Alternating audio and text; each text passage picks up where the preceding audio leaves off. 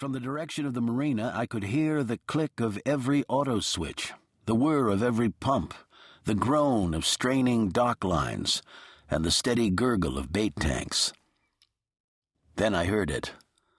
A sound that didn't belong, a sound that didn't fit. It was the careful closing of a car door. It is the distinctive latching of metal on metal, made when a door, half closed, is pressed with the hip.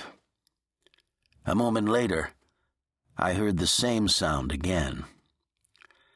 I sat a little straighter, trying to peer through the fog. It was blinding, dizzying. The sound came from the direction of the mangroves where the Shell Road, separated by the marina's gate, becomes Tarpon Bay Road. I could only occasionally see the mangrove fringe. Black limbs reached toward me, then vanished in a smudge of white. It's not unusual for insomniac tourists to turn onto the marina's dead-end road to see what there is to see. But there's a pattern. I've heard it too often not to know. They stop at the gate where business hours are posted, they read the sign, then they back up and leave. The Shell Road also attracts lovers, but people who stop for a roadside encounter don't get out of the car unless it's to urinate. And there is a pattern to that, too. Doors open, there's a short pause, doors close. I sat waiting to hear the doors again. Waited 2 minutes, 5 minutes, nothing. Then I heard that distinctive sound in the mangroves, heard the snap of a limb, rustle of leaves, then silence.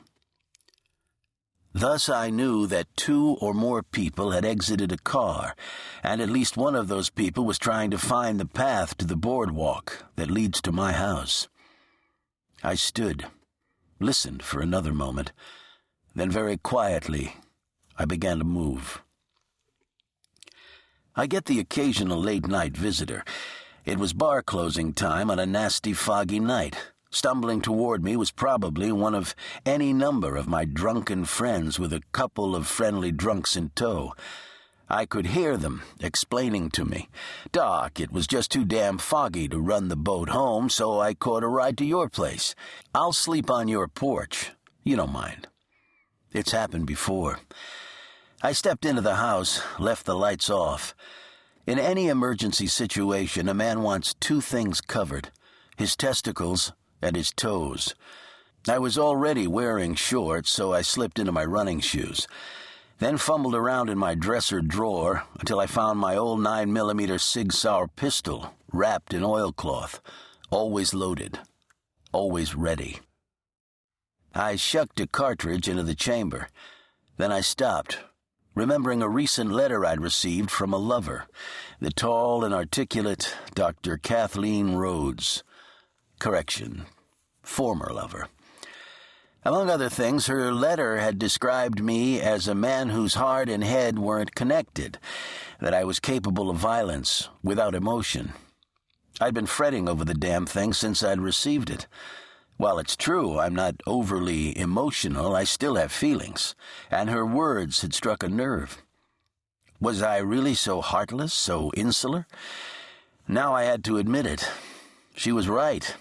That's precisely how I was behaving. I'd automatically assumed I was being targeted for attack. Those were probably friends of mine out there.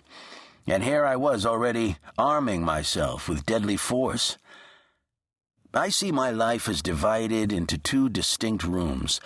One of those rooms is forever locked, as it must be. Inside are too many jungled nights, too many nights spent moving quietly in darkness. The second room is brighter, simpler. My life as it is now. I am the owner and sole employee of Sanibel Biological Supply, purveyor of marine specimens to labs around the country. It is a straightforward, constructive life that I tend carefully and reinspect often. The reason is simple.